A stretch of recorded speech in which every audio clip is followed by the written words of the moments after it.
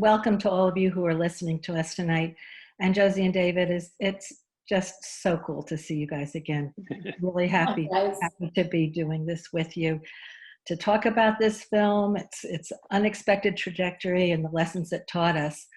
So I'll give the listeners a little bit of background of what happened with this film. Back in the fall of 2012, we met a young woman named Natalie Yashanka, who had just returned from a 2-year Fulbright scholarship in Thailand, where she studied the sex trafficking industry and how different approaches used by different nonprofits in dealing with it. And she was particularly impressed by one, COSA, because she felt that this organization, more than others, used a very non-judgmental approach, and the children that it was sheltering and educating, the leader, Mickey Chutesa, made a big effort to make sure that those kids stayed in touch with their families, and in the hopes that there wouldn't be a rupture there. So we were kind of really intrigued by this, and she introduced us to Mickey. We emailed, we Skyped with him. He was very open to us filming COSA, but he suggested a film that was broader than that. He suggested that we could both come and meet the kids at COSA and take a look at how they were working with them. But also he said, I can take you up into the Northern Hills, into the villages, and give you an opportunity to meet parents that make another choice. And he talked about village meetings in which the residents of the village would get together and vote on which children were going to be sold. And he said, and then if you'd like, I can take you along the path, literally through the Golden Triangle, the same route used by drug smugglers and gun smugglers to watch these children be smuggled into northern Thailand. And we were, I have to say, we were kind of horrified and intrigued at the same time. So with that in mind, let's start the questioning. So Josie, you were the first director that we reached out to about this because we loved working with you on War Dance and War Dance Returns. Tell us what initially interested you in joining this project. Thanks, Susan. And hello, everyone. Thanks for joining. I think for me, it was you and Albie and Shine. And just in my experience with Sean and Andrea at Fine Films, and seeing the way you guys championed wonderful stories and everything, and the integrity behind your storytelling, that was part of the draw for me, that it was you guys, and that you guys were bringing this story to me. And then also I remember at the time it felt like there was a lot happening in the sex trafficking space and in the filmmaking world. I think Angelina Jolie had just put her name behind a sex trafficking doc, and I felt like a lot had been done in this space, but it all felt kind of same to me. Mm-hmm. And it was the idea of that unique access that Mickey was promising, that he was bringing to the table, that not only could we see potentially kind of what he was doing to rescue these girls, but actually to be able to go to the families and to see how and why, and what the family was going through, that they got to this kind of crossroads, that they were making this decision. And I thought that was different. And then beyond that, it was the idea of like the challenge of kind of shining a new light on it. I remember bringing up to you this young girl, Najoud Ali, who was a child bride in Yemen. And unlike a lot of young girls her age who had been sold into kind of early marriage, she kind of bucked the cultural thing that was expected of her and became this hero. And I remember thinking, like, where's the Najoud of this story? Like, where can we find the girl or the family who's not going to go down this path? And that kind of challenge interested me too. Yeah. Dave, can you add to this in terms of what you imagine the potential scope of the film being and the challenges you might face?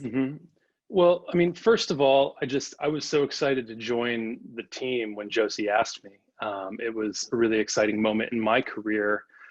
Coming up in DC, everyone knew about Sean and Andrea Fine and War Dance, and it was kind of like the apex of filmmaking. So being attached to a Shine Global film in any capacity was an honor, and it was really exciting. And Josie brought the film or me into the fold on the film, and just knowing about the scope of it, going into it, it was really exciting, but there was also some trepidations.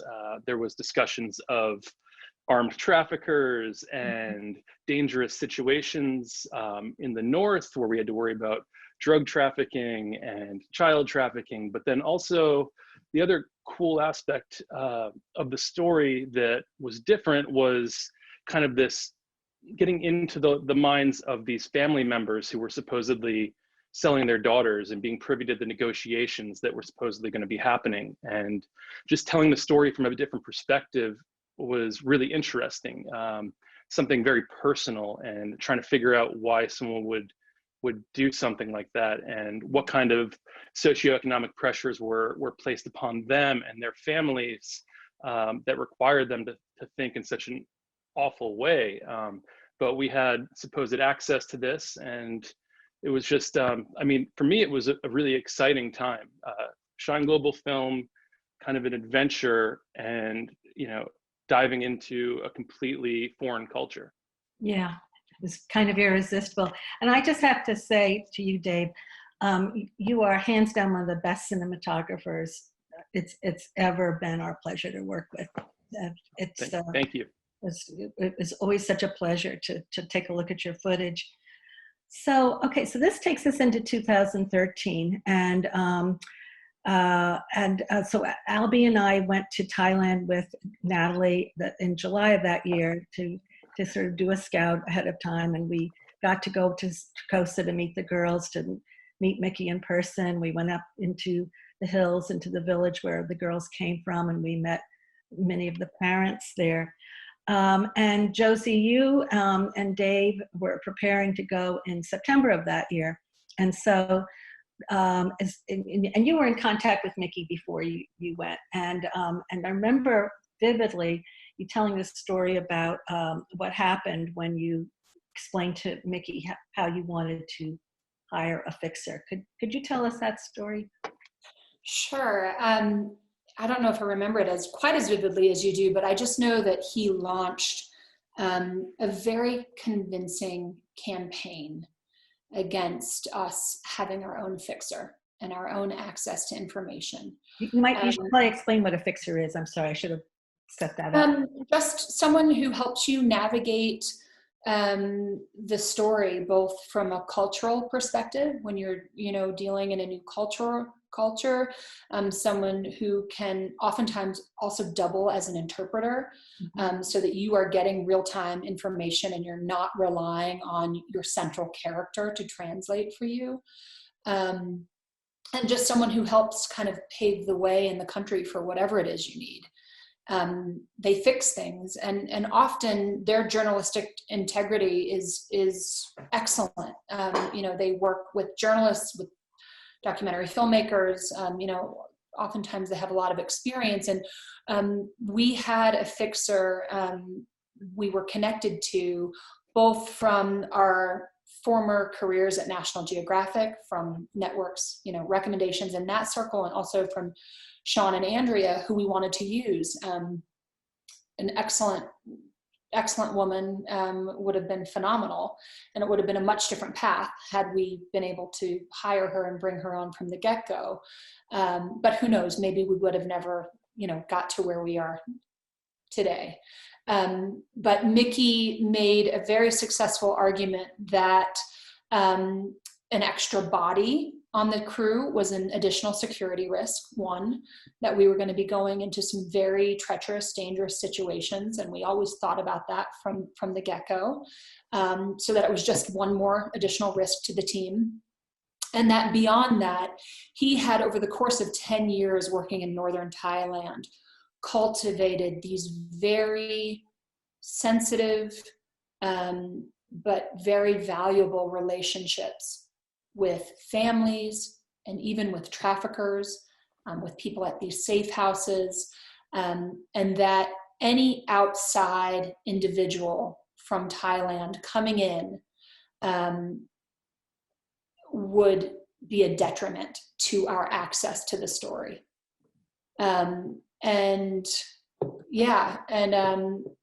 Looking back, it's like rule number one as a documentary filmmaker: you don't go without your own access to information, without your own fixer. And yet he launched such an aggressive and convincing campaign against us having our own person that we said, okay, we'll let you be our guide. And that way, hopefully we can get that kind of insider access that he was promising from the get-go. Yeah. But Josie, to interrupt for a moment, Yeah. he wasn't the only person who told us that. We had our coordinating producer, who was an expert in this field, who was a scholar in this field, made some of the same comments leading into the project. And you were dealing more with that pre-production side of the things than I was, but I think there was a lot of conversation about not having necessarily an outsider, someone with a different dialect, someone who could, an extra body. There was a lot of other cultural implications that we were told to be wary of. Yeah. That's true. And so you made the decision, reluctantly, but made the decision to go with Mickey. And many of the persons that Mickey interviewed for the purposes of the film spoke Nien, the regional dialect, right? So Dave, let's come. So now you're back in the States. You went in September. I think you came back in October. You got the translations done, and then you went right into the edit with Chris. And tell us about what that was like, watching what was being said. So obviously, we had all the interviews transcribed and all of our footage transcribed by independent translators upon return. And, Josie was working more in the edit than I was, but we were going over all this and seeing small little discrepancies in the translation back to us. So when you're doing an interview in a different language during a documentary, any, sort of news story, you're going to ask the question in English, your translator is going to translate it, your subject's going to answer the question, your translator is going to feedback quickly what they said. It's a quicker translation, maybe not word for word, but we were getting translations in the transcripts that were not even close. It wasn't paraphrasing. It was another story entirely. Totally roundabout answers, and it was really strange to read. And it was one of the reasons that it was like, it wasn't a red. It was a yellow flag. It wasn't a full-blown red flag. It was that this guy is not a translator. We've made a horrible mistake. We need to have a proper fixer, someone who does this for a living, the next time we go back. Yeah, and I remember thinking like, oh no, there goes a lot of the first edit, which is never good news. But Josie, what I recall so strongly about this was that you absolutely, your back was up and you were not doing this again. And so you made it really clear to Mickey that when you went back for the second shoot, which was early in 2014, you would be hiring your own fixer. It would be a Thai female, and you weren't going to brook any kind of discussion about it. Tell us a little bit about Mickey's reaction to that. How did he respond? I will say his response was interesting, right? Because at that point, we still didn't know. I have to remind myself how swept up we also were by Mickey. Yeah. His charisma, and I mean, there is a reason that he was able to do what he did for so long and fool so many people. And Dave and I, quite frankly, we cared a lot about him. And we we just thought we thought he was pretty great. And really in edit, we were shocked at the discrepancies, but we also thought, my God, he's not an interpreter. Why did we ever think he could take on this extra job and do right by us? So when we approached him with the fact that we needed our own access to information, it wasn't really with kind of this, idea that we were going to uncover something. We didn't know that he was really being dishonest. We just actually thought he was a terrible interpreter. Yeah. Yeah. I have to remind myself of that because we weren't on to him at that point. Mm-hmm. And so I think maybe he sensed that in kind of our genuine reaction to like, Mickey, this isn't your job, like give us someone who can professionally translate for us. And so I think he first thought he could manage that. And then when we got there and he realized that it was going to be more difficult to manage what information we were getting access to, he launched then another campaign to try to get rid of this individual by first, calling a meeting with me and Dave and saying all the girls felt like, this person needed to be fired. They were asking, Mm-hmm. I can't even remember the reasons, but the girls had come to him and said, they don't want this woman asking them questions anymore. They want her fired. They want Mickey back. Yeah. And we just hung on for dear life. But I'll also remember that Mickey, to us at this point, is a reputable person. You've got our coordinating producer who was a Fulbright or a Soros scholar, who expert in it, telling us that listen to him. We had successful nonprofits that were funding him. We're going to hear from Peter later, and you had other voices telling you this guy's legit, validating him. Combine that with the fact that he's a pretty damn good storyteller himself, and he is giving you all the goods that get you excited as a filmmaker. You're thinking about these mountain passes where all the trafficking goes down, and there's, he's telling us about paramilitary-like organizations he works with that we might have access to. And you're like, oh my gosh, this is amazing, but it's not the Expendables. It wasn't, SEAL Team 6. It was the movies he had seen, and he was spitting it back at us, and we're thinking as filmmakers, oh my God. And so you get this attachment, and then you're getting validation, and you're going with it. And the other thing I'll say, just in documentary in general, is oftentimes you do interviews, and that interview becomes gospel, right? Like most docs aren't held to the same journalistic standards as the New York Times or Wall Street Journal. Your interviews are what leads to your story.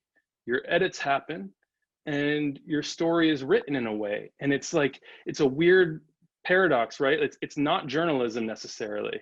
It's like, it's a weird hybrid of filmmaking and news, where sometimes you're building the story out based on what everyone's telling you. But I don't think that there's across the industry the same fact-checking process that goes into it as you would if you were telling a story for getting triple sources for Washington Post. It's just a different medium. And I swear, if you went and actually fact-checked a lot of documentaries that have come across the board, there's going to be a lot of hearsay. There's going to be a lot of things where people are, that's a great, perfect line, or getting line read to. And I don't know, it's just an interesting thing that you're dealing with. And I don't know if that has anything to do with what we're talking about, but it's, thank you for sharing that. So I've got to move us along because we got so many questions, but thank you, Dave.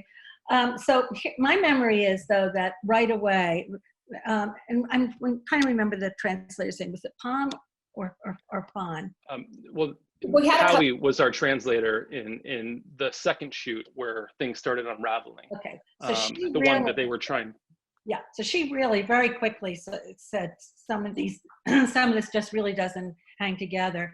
And I remember when you went back with her up to the village, you were already really concerned and trying to strategize about how to do interviews with the mothers, and specifically with Bilawan, I hope I'm saying her name right, Fawn's mother, without Mickey in the room. And you were successful at that. And that was the day when you realized that Mickey was lying, because the story that she told you about when Bilawan left, well, everybody remembers this, they just saw the film, but that was just a crushing day. We see it in your face, Josie, and you hear Dave saying, "What is going on?" And you said, "Well, this is all just a complete lie." So what were your immediate concerns at that point, Josie? Oh, it was really devastating. I remember just not having clarity totally about who was lying, where the lie had originated, what had gone on, really. I mean, we had so much ahead of us still to figure out, but we knew that something was really off. Yeah. And it felt gut-wrenching, because here we are in the middle of our second shoot, and these are real lives and people we've become attached to and care about. And it felt terrible.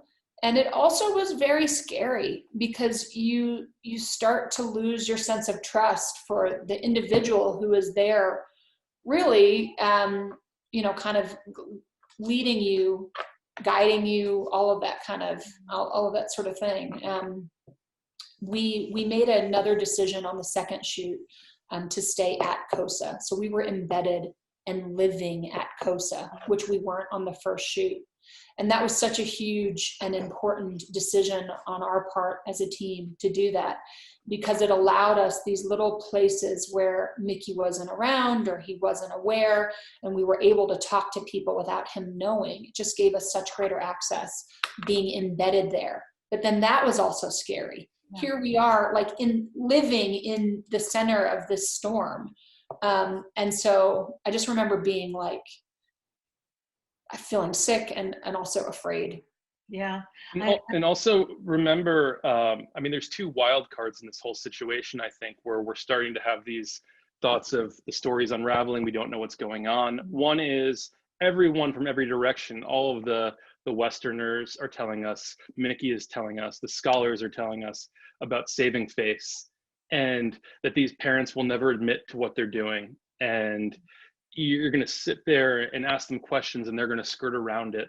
And so you have this translation where, we're asking Wilawan, Fawn's mother, like, when did she stop going to school? And she's like, what do you mean? She's never stopped going to school. Or, and then also the second kind of variable in this whole problem was the fact that there was Mian language being spoken amongst the villagers of Doiwawi that we couldn't understand. Our translator didn't know the language, and we were going to rely on finding a Mian translator later after the fact.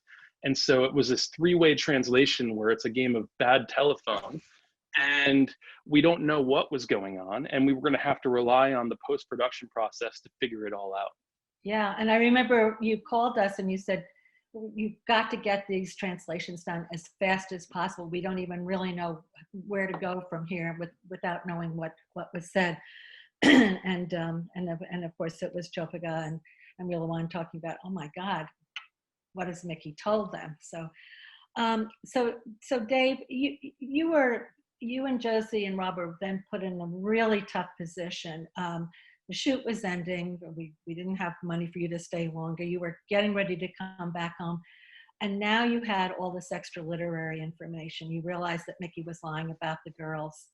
And then the question was, what do you do about that? And you made the decision to sit down with Fawn and with I and tell them, in fact, what Mickey was saying, even though you knew this was risky and it was, I'm sure, emotionally burdensome for them, because you said, look, you can't do anything about this. You have to hold tight until we can figure out what to do. It was a crazy situation. Well, at that point for us, there are so many unknowns because we don't know how much of anything is true. Like, how impoverished are kids? Where is their alternative living situation? What can we do? Like, what is what could Mickey do if he finds out that they know? There are stories of girls that ran away or escaped, and we don't know what had happened to them and what their stories were. And it was just such an unknown time. We all tried to kind of lay low until we could figure out what to do. And part of that was obviously getting in touch with Peter Baines. Part of that was trying to figure out, who Mickey had been before he had started COSA, and also just knowing what situations the girls were going to be put in if they had to leave. What was their support system like? We didn't want them to lose shelter. Not everyone had as stable of a situation to go back to as the girls that were living in Doi Wa Wee. Yeah, there were so many variables to consider. So we, at our end, we were starting to talk about, well, how on earth are we going to tell this story? How is this going to be constructed?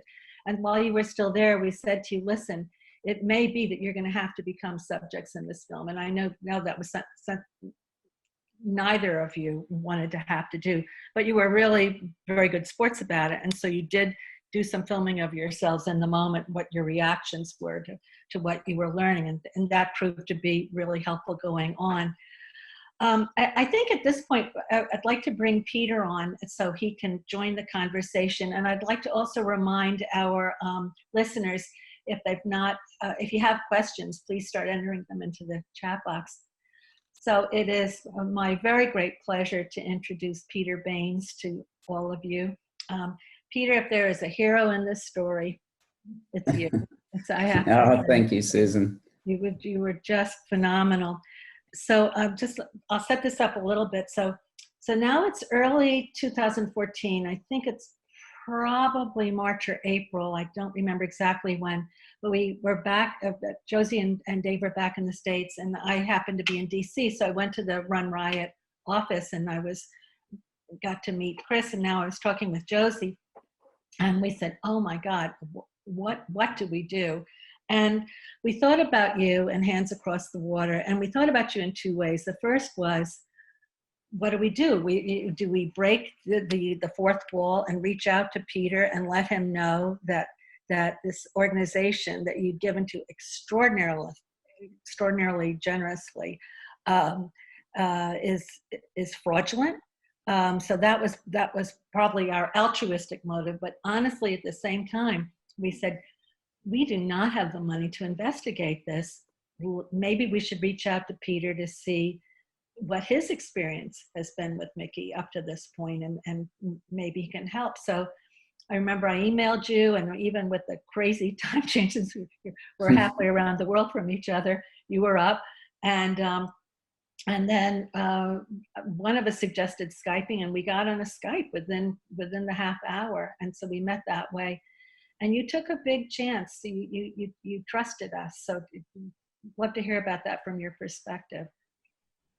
Yeah, thanks, Susan. And I guess, I'd spent 20 odd years in New South Wales Police as a forensic investigator. So the work that Josie and Dave had done resembled what I'd been doing all my career, where I turned up to something and was presented with evidence, which a lot of people might reject. And you're right, we had invested in Mickey and in COSA, and had put a lot of money into purchasing land to build a new home for the kids and the expanding reach of COSA, and building that big partnership. So we were absolutely heavily invested in both Mickey and the story of COSA, obviously for the betterment of the kids. And when you reached out with the concerns, it was, it was the right thing to be open to that. And it was the best thing for the kids, for me to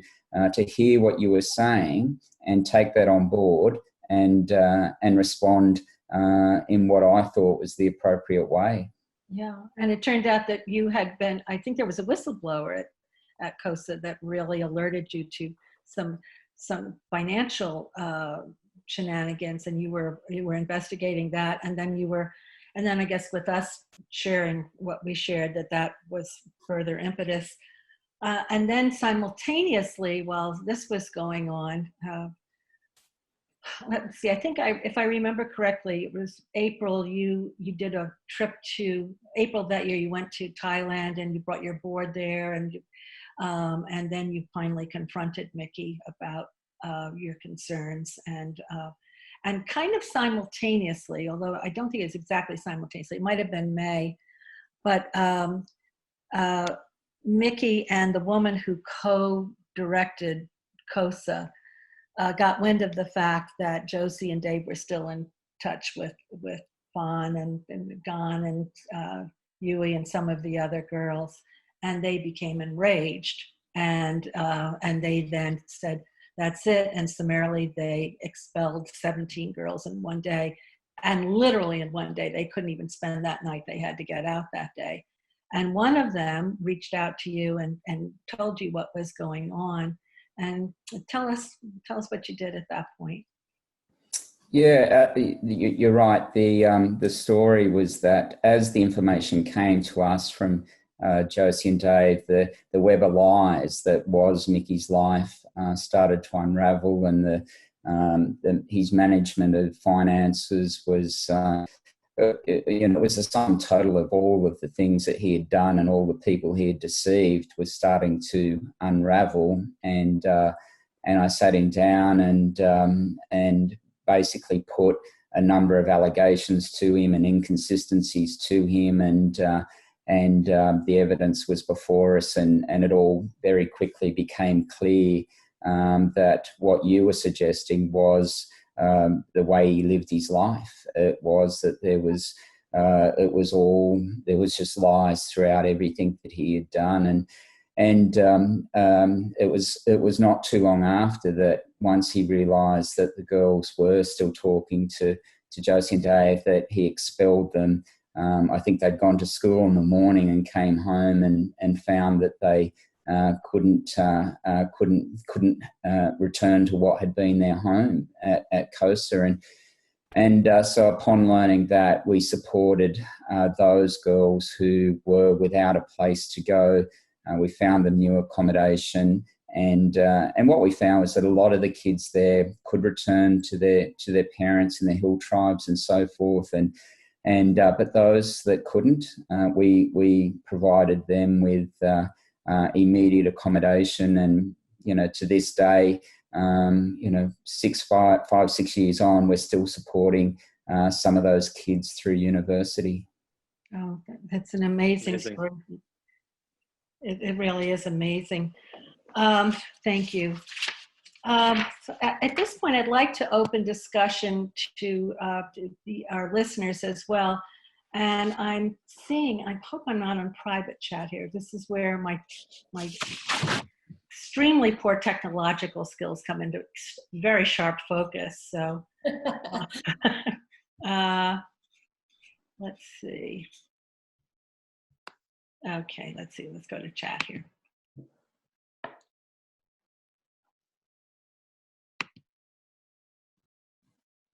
Okay, let's see. So we have a question from Kate. She asks if Mickey was ever arrested, and have there been financial implications, and where are the girls and Mickey now? Peter, you're a shot at answering this.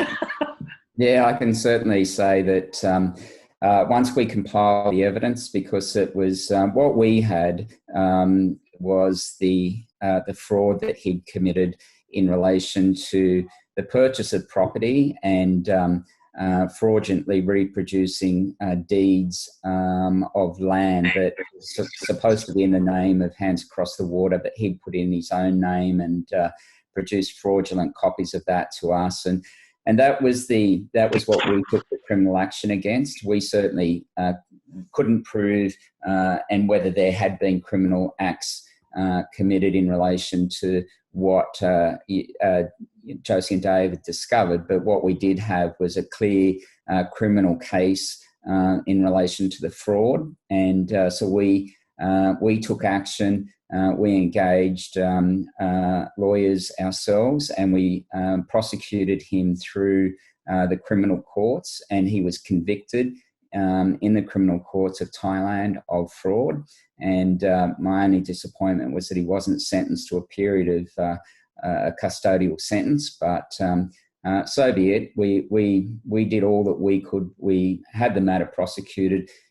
He was convicted at court of fraud, and I think that's a symbolic of the way he's lived his life. He's a convicted fraudster.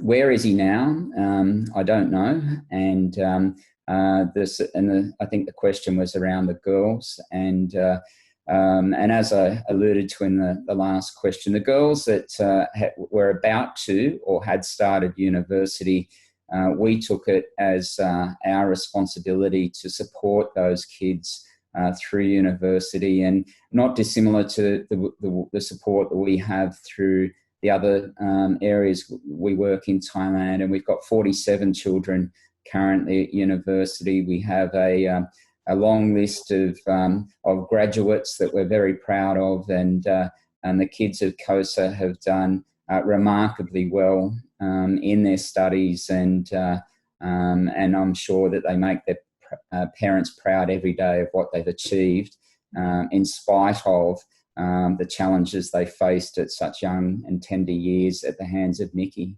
Yeah, I'm sure they do. That's really very, very well put. So let's see.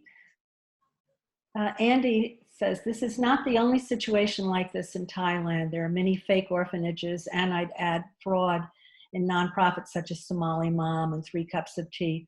What is your next step in this journey? And I'm thinking, Peter, this question may be for you as well.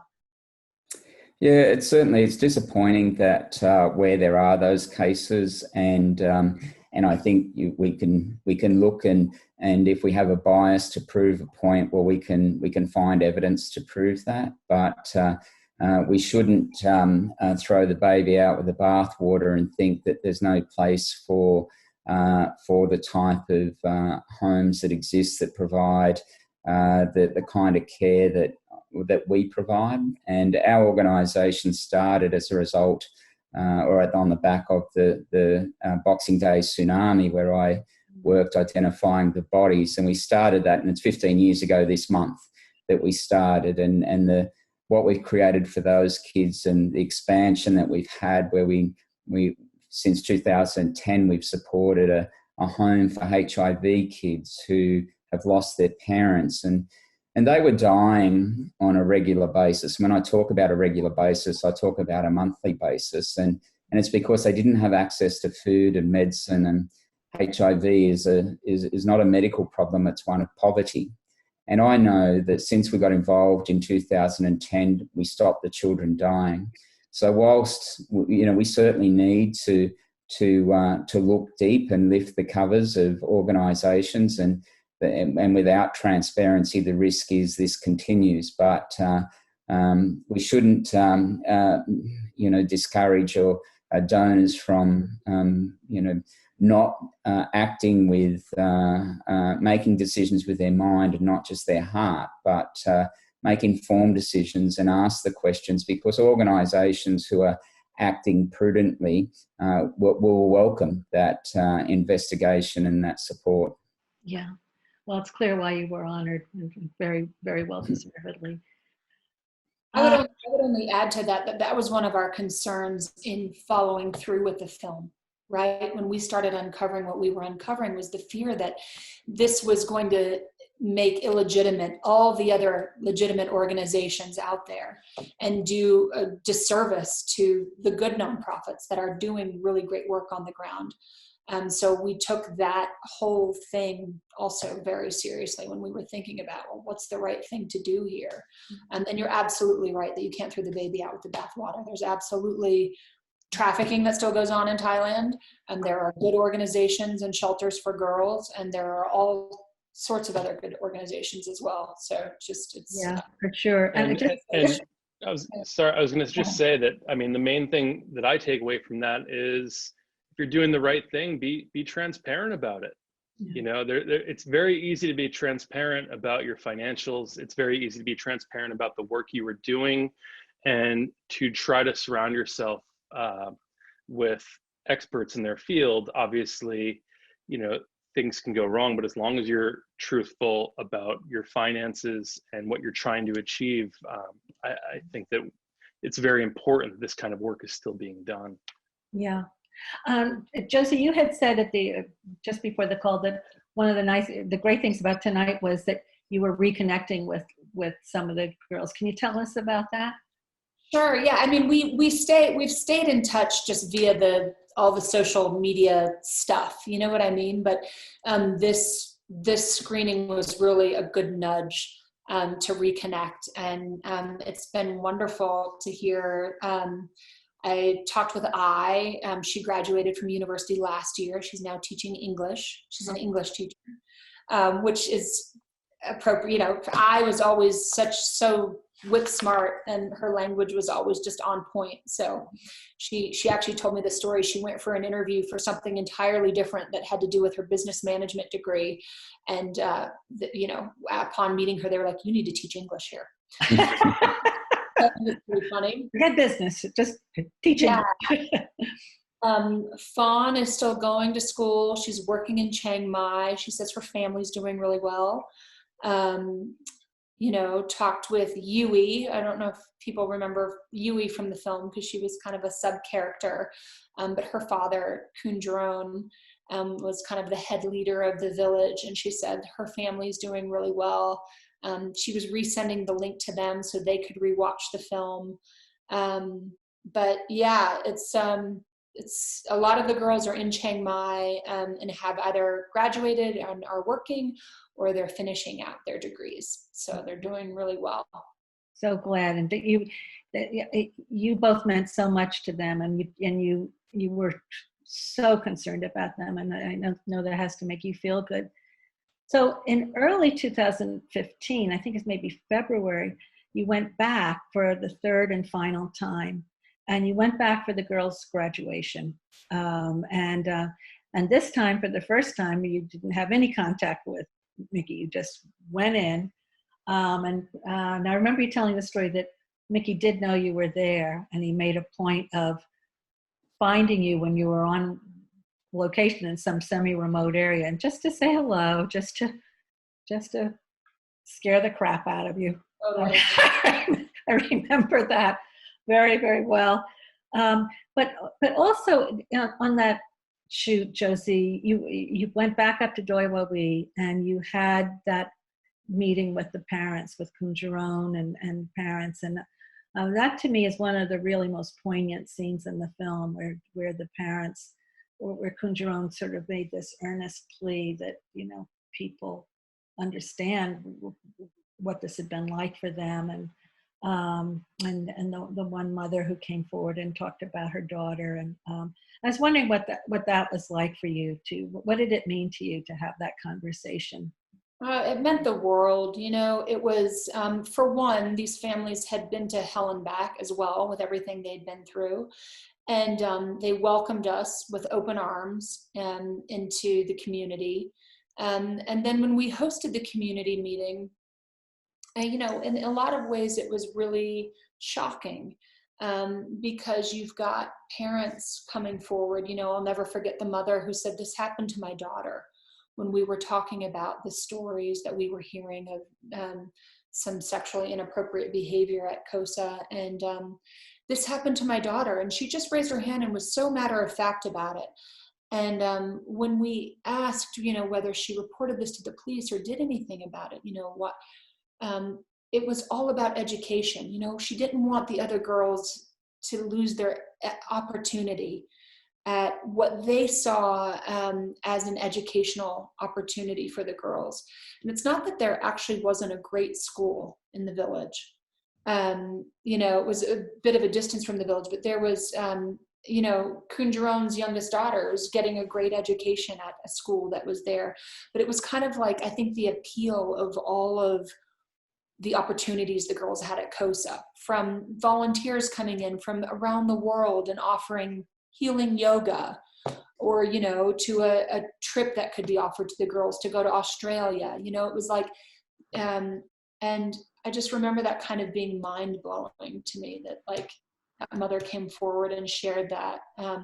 And then one of the things I'll never forget as well is one of the fathers saying, I always thought it odd that this opportunity wasn't available to our boys. Yeah, I remember him. It was just for the girls.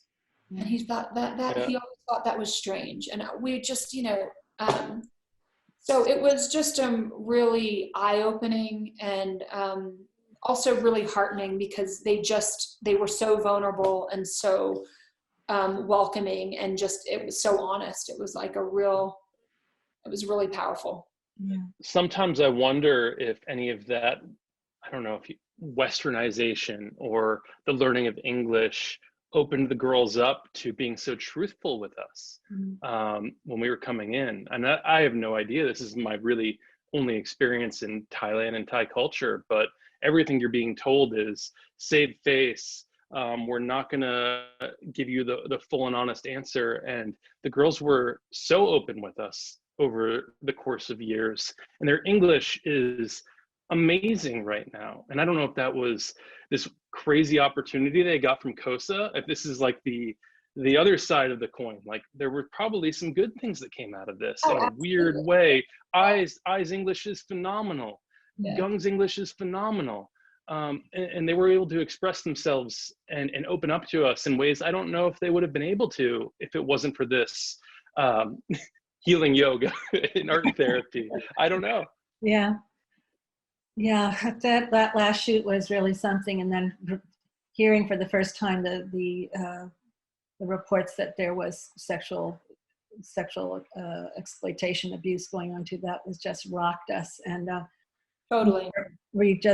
I remember we just felt like, oh my God, we can't go to the local authorities, because Mickey always bragged that he had them in his pocket. And so I remember we checked in with different organizations, women's rights organizations in Thailand, and we checked with our lawyer, and eventually we realized the girls at that point were safe.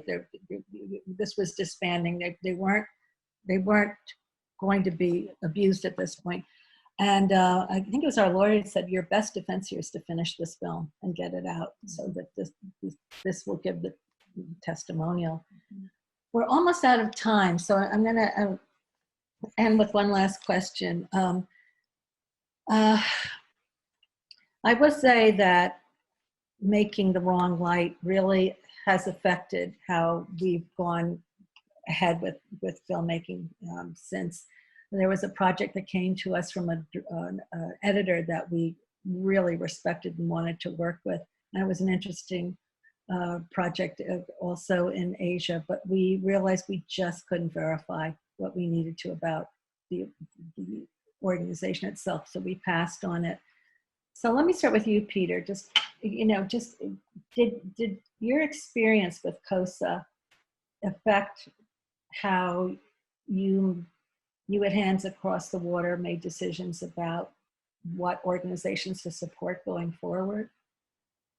Yeah, it certainly did. And I guess whether in conjunction with just the maturity of our organisation, where it would probably be a strange day for us to look to partner with another organisation on the ground, and probably more to do with just our operating model, as opposed to partnering with another NGO. And we get lots of requests, but a lot of the requests, they're just looking for money as opposed to a true partnership. And having had 15 years on the ground in Thailand now, and we are the biggest Australian contributing charity into Thailand, and have been for some time. So it's certainly not something that we're actively looking for in partnerships. It's the challenges before us as it is without growing. But I think, when I reflect on all of this, the risk is that people would turn away from these types of homes and support, and say, well, that's why I wouldn't support charities in Thailand or people running homes. But the people that suffer from that are the kids. And I think that we can't be distracted from the greater good because of people like Mickey. There will be people like Mickey who will come again. There will be people who will be drawn to organisations to abuse kids. And as much as we'd like to think that it's not the case, or we've got practices to prevent it, it will be the case. And they're driven individuals, and we know that. And if we back away because of the risk, well, the only people that are harmed are the kids and their future, and the generation that will follow from these kids. And so it's just makes our resolve all that more stronger to do what we do, and to continue to ask questions, and as I say, lift the covers on all of our operations. Thank you, Peter, and thank you for all you've done and continue to do for children. Thanks, Susan. Josie and Dave, how about yourselves? What are your biggest takeaways from this experience? I keep saying to myself as a filmmaker, when am I going to stop learning lessons? But I knew the lesson, but I relearned the lesson that of course, you have to have a fixer, your own access to information. And when you find a good one, you should trust their information. Dave just recently pointed out what the New York Times is going through with one of their star journalists, Rukmini Callimachi, who did the Caliphate series and podcast. Was a Peabody nominee for that, and Pulitzer nominee. I don't know for Caliphate, but wasn't. Again, you just can't do your fact checking enough, and you should always have your own sourced information. And if it's a good source, you should trust their raising of their red flags. But for me, it was really just relearning the lesson. You don't ever go to tell a story about anyone without your own access to information, especially, in particular, if it's in foreign language. Yeah. I knew better, and it was a lesson I had to relearn. We were all seduced. I'll never forget it. Yeah. Lesson I'll never have to forget. Dave, how about for me, it's just a stirring up of emotions, right? Like I haven't really, it was such a tough project, and we cared so deeply about the film and the girls, and these emotions that are stirring up are really powerful. Very powerful. Well, yeah. He doesn't want to feel them ever again. No. Well, my most sincere thanks to the three of you. It's just been an honor and a pleasure to work with you, and it is the same to have a chance to reunite with you tonight. And so I think we will go ahead and stop our video, stop our mics, and to those of you who've joined us tonight, thank you so much. We hope you've enjoyed this discussion. And if you have any questions that you'd like further information on, please feel free to email me, Susan at Shine Global, and I will forward your questions to Josie or Dave or Peter. So thank you all. Dave, Susan, thank you. Everyone out there, thank you. Bye. Bye.